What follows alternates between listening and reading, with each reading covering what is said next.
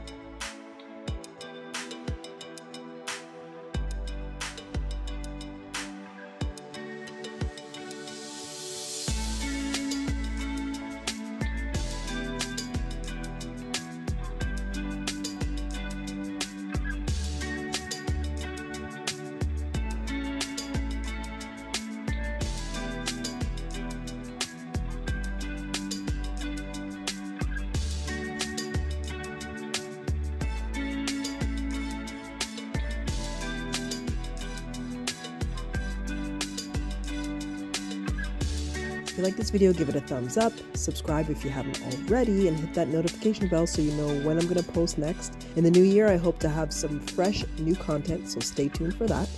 Thank you to all of my subscribers who supported me throughout the year and throughout the years. Thank you so much for sticking with me throughout my natural hair journey. I know I haven't posted too many videos this year, but I hope to do a lot more next year and have some new and exciting content for you. Thank you so much. Thank you all for your support.